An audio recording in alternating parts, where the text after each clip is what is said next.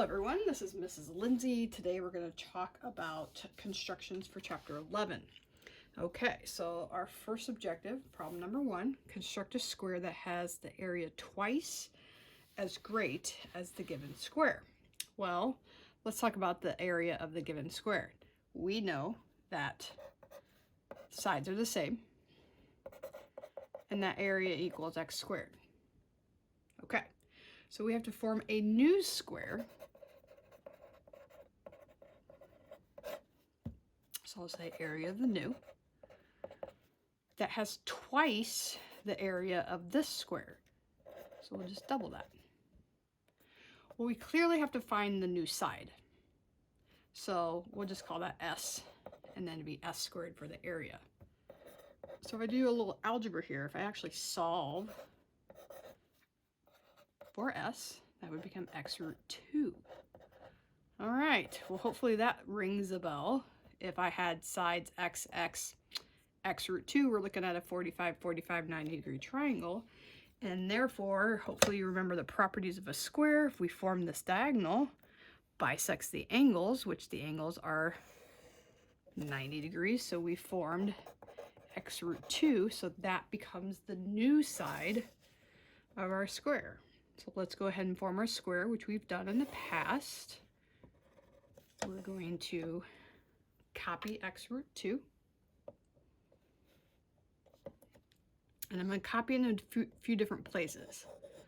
So I'm going to copy it also up here and also at the end of that x root 2. And now we have to force this to be a right angle at both of these. So I'm going to make my perpendicular.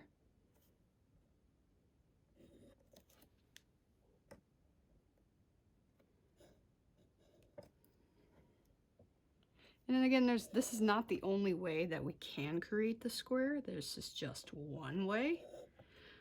Again, I'm forcing this to be a perpendicular, so in other words, a right angle right there. And then now I know this length is x root 2, and that is also x root 2. I'm also going to do a perpendicular on this side. And again, I could choose to do it another way as well.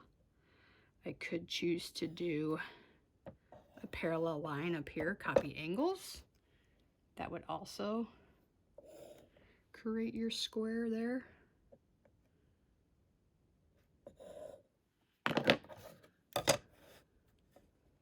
And then again, draw my line. And then just complete the top here as well. And highlight that. So this is my new side, which has side lengths of x root 2. And again, we want to highlight that. Always highlight our answers there. Okay. Moving on to number 2. Here we want to construct a square equal to the area of the given parallelogram. So let's think about this. Again, if you notice, we're going to do a little algebra for each of these problems here. Well, parallelogram. Hopefully you know that the area of a parallelogram is base times height. Here's my base, but now the side is not the height. It needs to be a perpendicular, and we typically, again, draw that from this vertice to the base. So let's go ahead and do that before we actually get into the rest of the problem here. I'm going to extend my base just to make it a little easier when I draw my height in there. Again, a little easier if you turn the paper versus turning your compass. So I'm going to turn that, make my little smiley face here. And now I can actually draw that height in through that X. So here's my height, forming that perpendicular. Okay, so let's go now back to the problem. We want a square that's equal to this. Well, again, square is side times side, right? So I'll just do s squared equals base times height. Well, hopefully this rings a little bit of a bell. We can kind of undo this because we could do this as base over s equals s over h. This is our geometric mean. So in other words, altitude on hypotenuse, right? So if we can create altitude squared equals the left times the right within our right triangle, we can now find this side length that we need. So again, we got to form a right triangle with the key is this is our left times right. This is the hypotenuse of our triangle. So we need to create a hypotenuse with the base and the height. So I'm going to draw a working line.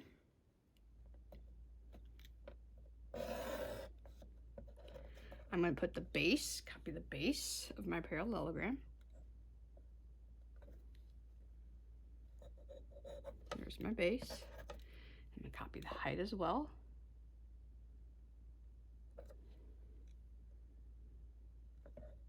So I just drew the hypotenuse of my right triangle. Now we're going to pull from what we did in chapter 9. We have to force a right angle. So if we inscribe a right angle in a semicircle, we can get that. So we need to do the midpoint of this hypotenuse. So I'm going to do football.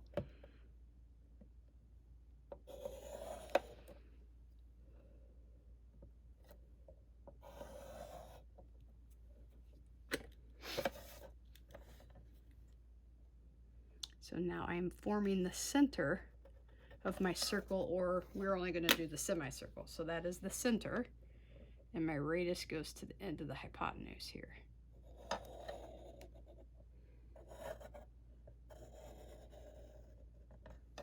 Okay. So now again, I can create, if I put this together, I know anywhere along this semicircle, if I attach to the end, I've formed a 90-degree angle right there. So the key is, where do we draw that? Well, in order to do this, our altitude, the left side needs to be the base and the right side needs to be the height. So here is where I need to draw my perpendicular, where the base and the height meet, not at the midpoint. Very important. Again, thinking about what this left times right is. So we need to create a perpendicular at that spot. Now realize, again, we're getting a lot of lines on here, and I did not pick a really great radius there, because you see that it actually goes almost right at the end of the semicircle. So we get a lot of lines going on. So you have to really keep track of which ones you're doing there. So again, I'm creating this perpendicular through where the base and the height meet. And that forms my right triangle. Now I don't even need to finish this right triangle, but I just want to show you this is the altitude on hypotenuse that we're getting from our, so here's my right angle. Missed that a little bit, right angle. Here is the new side. This height, this altitude is, I'm gonna just kind of do it dottedly here. It's not our answer, but we're gonna use this to form our new square, just like what we did up there. Okay. So I'm not actually going to create this square. I know you guys can do that. Draw another working line, right? And then you, again, I'll do part of it here. I'm going to copy this altitude. That is the new side that you would use to form your square. So make sure you do complete that.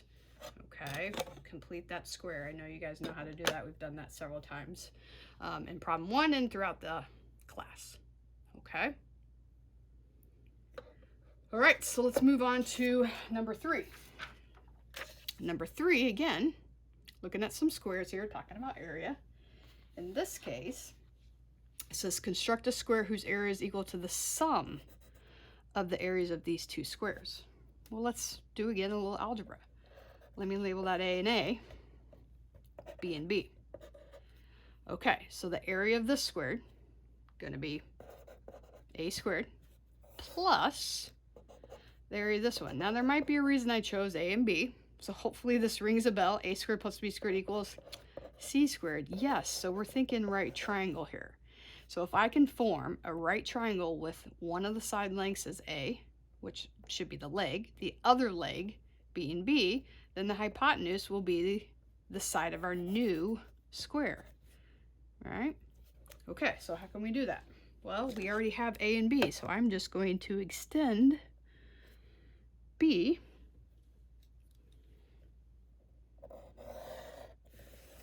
and then I'm going to copy A on that line.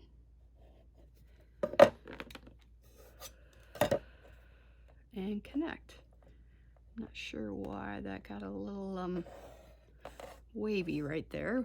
So this is A, this is B, C is our new side of our square.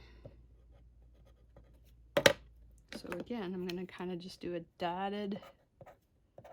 It's not my answer, but that's what I need. And again, I'm not going to form this new square, but you guys can do that. Again, draw your working line.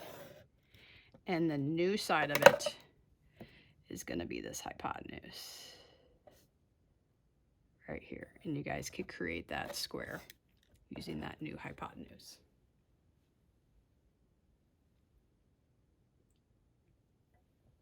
Alrighty.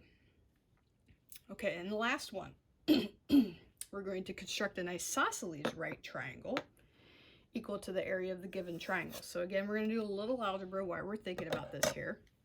Area of this triangle, hopefully you remember that, is 1/2 base times height. Well, what's the relationship between base and height? Again, it's that perpendicular. That's why this works so easily with a square, right? It's just the side lengths. So in this case, this is base. We got to draw in that height. So let's do that first. And then we can talk about the other portion of it here. So again, I'm going to extend my side. A little easier if I just turn this paper so I can make my smiley face and make my perpendicular. I'm going over my formula just a little bit. I need to do this again. And then draw in that height.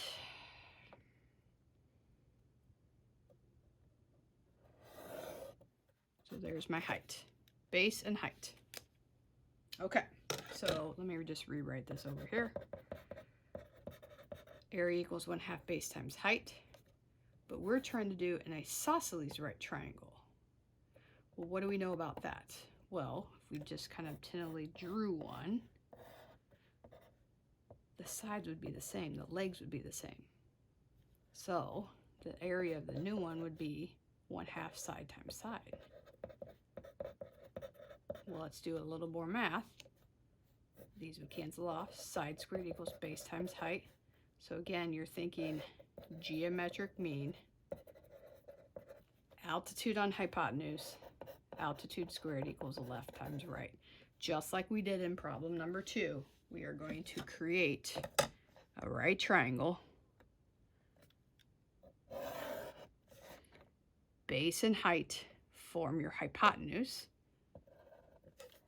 So we're going to copy that base.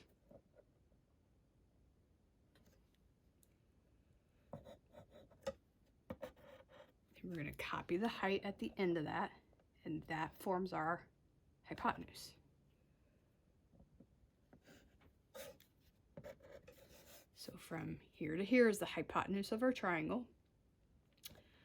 Forming an inscribed angle in a semicircle forces us to have a right angle, which is what we need for altitude on hypotenuse. We need a right triangle. So we're going to do the midpoint to find the center of our semicircle or circle.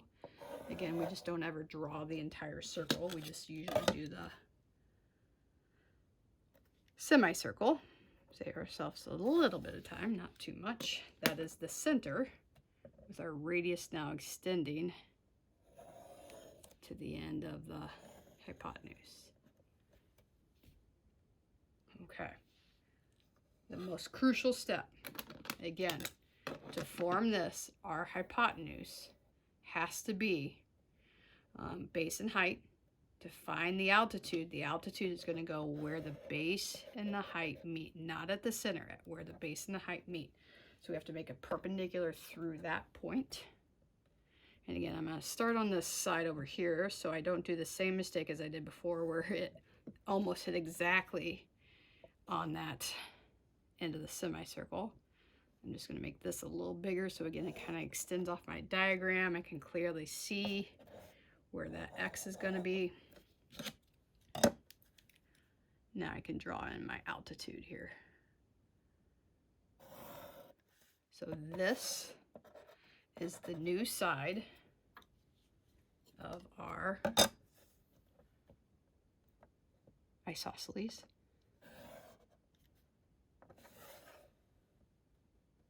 Triangle. And again, I don't really need to do that portion of it. I just wanted to highlight it. And I'll go ahead and do this next portion with you. We're not making a square. We're making an isosceles right triangle. This is going to be the legs. So let's go ahead and do that. So if I draw a working line, I'm going to copy the leg. Oops. I'm going to copy it in 2 spots. So on my working line, but then I'm also going to make a mark above it because now I know here's my leg. I also need to form a perpendicular for my other leg. So again, let's form just that perpendicular.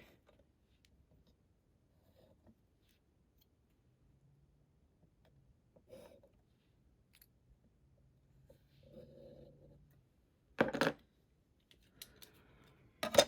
that perpendicular here. And then all I need to do is connect the ends of the 2 sides there, the 2 legs, and that forms. So again, S and S, that forms my isosceles right triangle. Okay, so please make sure though that you did finish 2 and 3. Remember there's also the written out directions as well as the filled in notes on Schoology 2, so you can check that out.